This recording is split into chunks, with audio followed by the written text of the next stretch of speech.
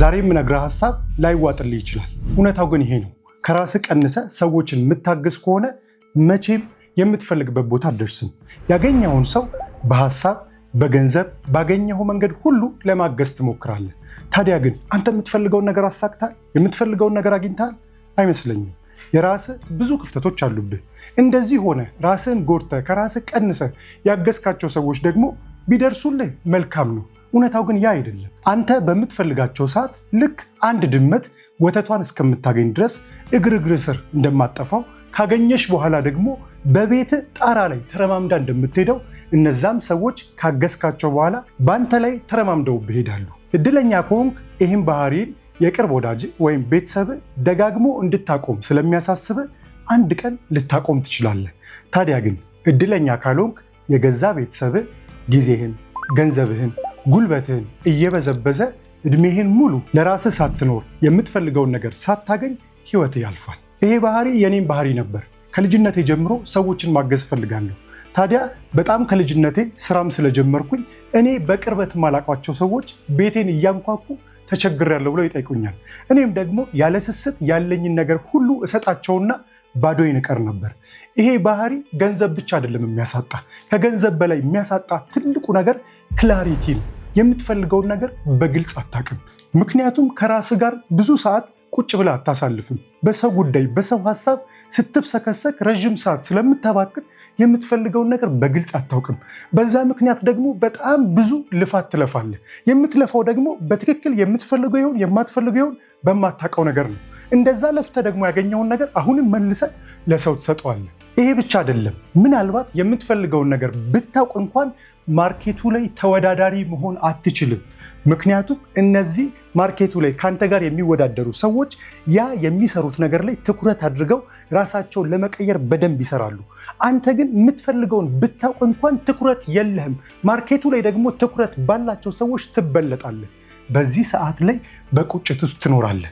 ለብዙ ሰዎች ሳደርግ የነበረ ለእንትና አድርጌለት እንትናን ደግፌው በዚህ ሰዓት ይክዱኛል፣ እንዴት እንደዚህ ያደርጉኛል እያልክ በየቦታው ብሶትህን ትናገራለህ። ከሆነ ሰዓት በኋላ የመስራት አቅምህ ይጠፋል፣ ትዳከማለህ።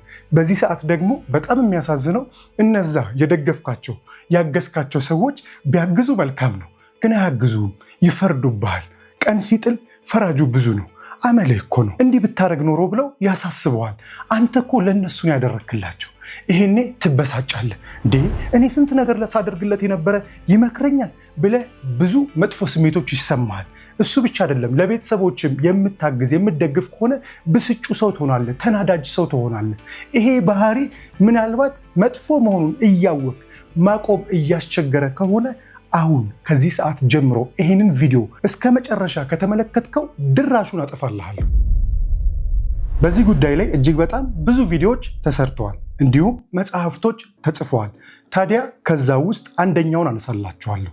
ከ19ኛው ክፍለ ዘመን መጨረሻ እስከ 20ኛው ክፍለ ዘመን መጀመሪያ ይኖር የነበረ እጅግ ባለጸጋ የሆነ ሰው አለ። ይሄ ሰው ጆን ዲ ሮክፌለር ይባላል። አሁንም ቢኖር ቁጥር 1 ባለሀብት ይሆናል ተብሎ የሚታሰብ ሰው ነው።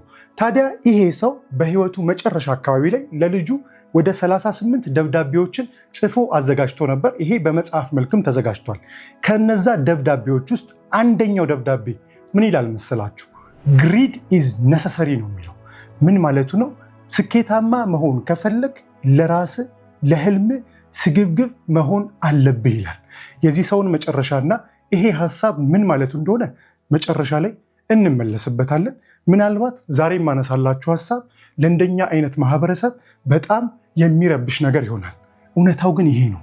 የምታዩትን ፋንሲ የሆነ ላይፍ መኖር የምትፈልጉ ከሆነ የተቀናጣ ህይወት እንዲኖራችሁ የምትመኙ ከሆነ ከዚህ ውጪ አማራጭ የላችሁ። ከራሳችሁ ቀንሳችሁ ራሳችሁን ጎድታችሁ ቀን ከሌት ያለምንም ማመንታት የሰራችሁትን ገንዘብ ይሆናል እንዲሁም ጉልበታችሁን አውጥታችሁ ያመጣችሁትን ነገር ለሰው የምትሰጡ ከሆነ የምታባክኑ ከሆነ ለራሳችሁ የማታስቡ ከሆነ መቼም ቢሆን ያንን የምታዩትን ላይፍ መኖር አትችሉም። ህልማችሁ ላይ መድረስ አትችሉም። ስለዚህ ይህንን ባህሪያችሁን ካሁን ጀምሮ ማጥፋት ይኖርባችኋል። በመጀመሪያ ታዲያ ማነሳላችሁ ነገር ይሄ ነገር በሳይኮሎጂ ሲታይ ጉድ ፐርሰን ሲንድሮም ይባላል፣ ወይም የጥሩ ሰው በሽታ ነው። ይህም ምንድነው? ራሳችሁን ጎድታችሁ ራሳችሁን ሰውታችሁ ለሰዎች የምትውሉት ውለታ ወይም ለምታደርጉት ነገር ይሆናል እና ይሄ አብዝቶ ራሳችሁን ይጎዳችኋል። ይሄንን ባህሪ ደግሞ እንድታመጡ የሚያደርጋችሁ አንደኛ ምናልባት ከቤተሰብ ብዙ ኃላፊነት እየተሰጣችሁ ከልጅነታችሁ ጀምሮ አንተ ነህ ህይወቴን የምትቀይረው፣ አንቺ ነሽ ህይወቴን የምትቀይሪው እየተባለ እየተነገረን እናድጋለን። እየተነገረ እያደግ ሊሆን ይችላል። እሱ ብቻ አይደለም። በማህበረሰባችን ውስጥ ስለ መስዋዕትነት ብዙ ይባላል። የራስን ፍላጎት ጎድተህ ለሌላው መስዋዕቱን የሚለው ነገር በጣም የተጋነነ ሀሳብ ነው። እውነት ነው። እዚህ ዓለም ላይ ላለን ነገር ብቻ ሳይሆን እኛ የምንኖረው ከዛ በኋላ ላለን ህይወትም ያግዘናል። አዎ ለሰዎች መስዋዕት መሆን አለብን። ግን በዛው ልክ ግን በጣም አብዝተን ራሳችን እየጎዳን ራሳችን እያሳነስን የምናደርግ ከሆነ ይሄ ጤና አይደለም። ጉድ ፐርሰን ሲንድሮም የሚባል የጥሩ ሰው በሽታ ነው። ስለዚህ ይሄንን ባህሪ የግድ ማቆም አለብን። ካላቆማችሁት ምን ያጋጥማችኋል? እስቲ ራሳችሁን ተመልከቱ። ራስ ላይ ፕሮግረስ አታይም፣ ለውጥ አታመጣም። ግን ለሰዎች አሁንም ካላደረግኩ ትላለህ። ሌላ ነገር ልጨምርልህ። ዶክተር ሃሪየት የምትባል አንድ እውቅ ሳይኮሎጂስት አለች። እቺ ሳይኮሎጂስት ምን ትላለች መሰላችሁ? ይህንን አመል እንደ አደንዛዥ እጽ ታየዋለች። አንድ አደንዛዥ ስንወስድ ዶፓሚን የሚባል ሆርሞን ይመነጫል። ያ ሆርሞን ሲመነጭ የደስታ የእርካታ ስሜት ይሰማናል። ታዲያ ይሄ የሚሰማ የእርካታ ስሜት ፌክ የሆነ እርካታ ነው። አእምሯችን ደግሞ ብዙ ጊዜ ከልጅነታችን ጀምሮ ሲነገረን ያደግነውን ነገር ማድረግ ስንጀምር ኦኬ ማረጋገጫ ስለሚያገኝ አዲስ ነገር ስታመጡበት አይቀበልም፣ ይጋፋዋል። የለመደውን ነገር ግን ወይም ከልጅነታችሁ ሲነገረው የጥሩ ሰው መንገድ ነው ተብሎ ስትሰሙት ያደጋችሁትን ነገር አሁን ማድረግ ስታበዙ ወይም ስታደርጉት እርካታ ይሰማችኋል። ይሄ እርካታችሁን ግን በደንብ ፈትሹት። በዚህ ባህሪው ስትቆይ የምትፈጥረው ትልቁ ችግር ኮዲፔንደንሲ ነው። ሰዎች በአንተ ላይ ጥገኛ ይሆናሉ። ፋይናንሻል ይሆናል፣ በሀሳብ ይሆናል። አንተ ያልካቸውን ነገር ከመስማት አንተ የምትላቸውን ነገር ከማድረግ ውጭ በራሳቸው መቆም እንዳይችሉ ታደርጋቸዋለህ። እሱ ብቻ አይደለም፣ ያገኘውን የለፋበትን ነገር እነሱ ያባክኑታል። አንተም በዛ ነገር በጣም ብስጩ ሰው ትሆናለህ። እንግዲህ ራስ ላይ ተመልከት እስቲ። እንደዚህ አይነት ባህሪ ያለብህ ምናልባት ለሰዎች ታግዛለህ፣ ለቤተሰብ ሊሆን ይችላል። መልሰህ ግን በቤተሰቦች ትበሳጫለህ። ለምን መበሳጨት አስፈለገ? ለምን ከመጀመሪያውኑ አታቆመው? ግን እንደሱ ሆኖ ይሄ ነገር ተጸናውተዋል። ስለዚህ ከአሁን ሰዓት ጀምሮ ማስወገድ ይኖርብሃል። እነዚህ ሰዎች ደግሞ አንተ ላይ ዲፔንደንት በሆኑ ቁጥር አንተ የመሲ የአዳኝነት ስሜት እንዲሰማ ያደርግሃል። አዳኝ ከሆንክ ደግሞ አንተ ብቻ ያለህ ሊመስል ይችላል።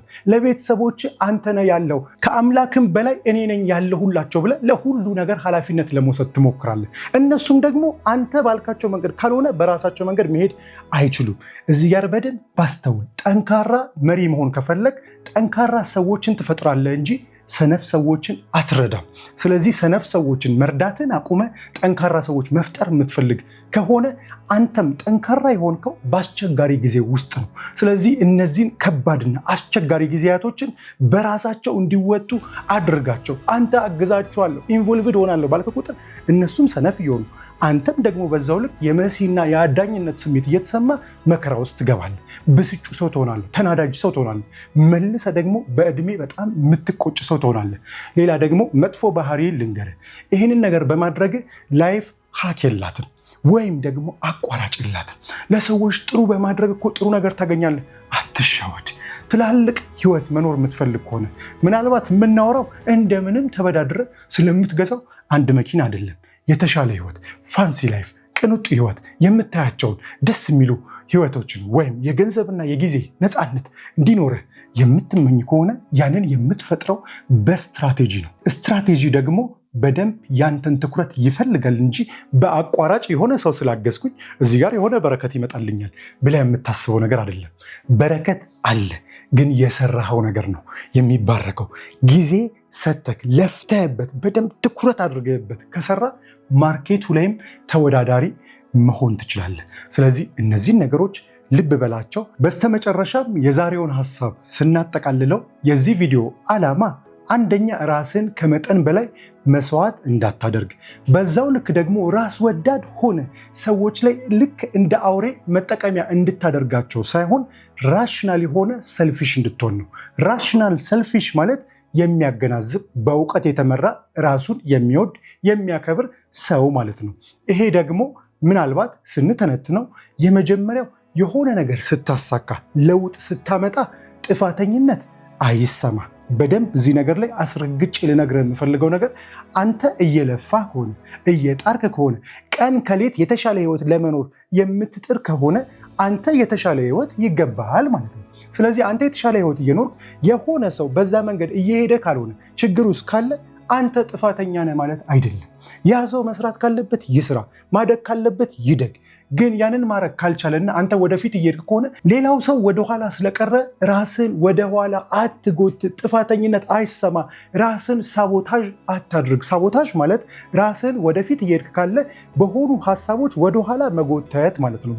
ሁለተኛው ደግሞ ገደብ ይኑር፣ አቋም ይኑር። ሰዎችን አግዝ፣ ሰዎችን እርዳ፣ ቤተሰቦችን እርሳ ማለት አይደለም። አግዛቸው፣ ግን ዓላማ ይኑር፣ የራስ መንገድ ይኑር። የሆነ ሰዓት ላይ ፕሮግራሜ አይደለም ማለት ጀምር። በመጨረሻም እዚህ ዓለም ላይ የምታየውን ቅንጡ የሆነ ህይወት ወይም ላይፍ መኖር የምትፈልግ ከሆነ ለሙያ ለምትሰራው ነገር መንን ማለቴ አንድ መነኩሴ ወይም የሃይማኖት አባት በእምነቱ ጠንካራ ሲሆን ወደ መመነን ይገባል፣ ወይም የሆነ በዓት ውስጥ ቁጭ ብሎ ሁሌ ጠዋት ማታ ይጸልያል። በዛ መንገድ ራሱን ያበቃል። አንተም ልክ እንደዛው እዚህ ዓለም ላይ ስኬታማ መሆን የምትፈልግ ከሆነ ገንዘብህን፣ ጊዜህን፣ ጉልበትን ለምትሰራው ነገር መስዋዕት ማድረግ አለብን። ያንን ስታደርግ ወይም ያንን ዋጋ ስትከፍል የምትፈልገውን ነገር ማግኘት ትችላለህ። አንተ ባታደርገውም ያንን የሚያደርጉ በአንተ ሙያ ውስጥ ያሉ ሰዎች እስካሁንም እየበለጡ ነው።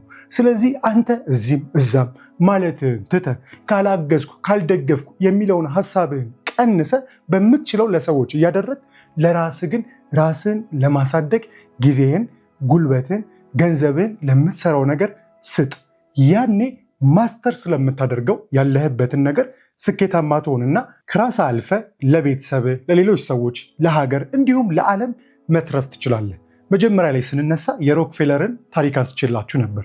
ይሄ ሰው መጨረሻ ላይ የሆነው በዛ ደረጃ ሀብታም፣ ስኬታማ እና ህይወቱን የቀየረ ሰው ከሆነ በኋላ በዘመኑ የመጀመሪያውና ዘመናዊ የሆነውን ሮክፌለር ፋውንዴሽንን አቋቁሞ እጅግ በጣም ብዙ ሰዎችን ማገዝ መርዳት የቻለ ሰው ነው። ኢትዮጵያ ውስጥ ያሉ ባለጸጋ ሰዎችን ብትመለከት መጀመሪያ ሰብስበው ከዛ በኋላ ግን ለብዙ ሰዎች መትረፍ የቻሉ ሰዎች ናቸው።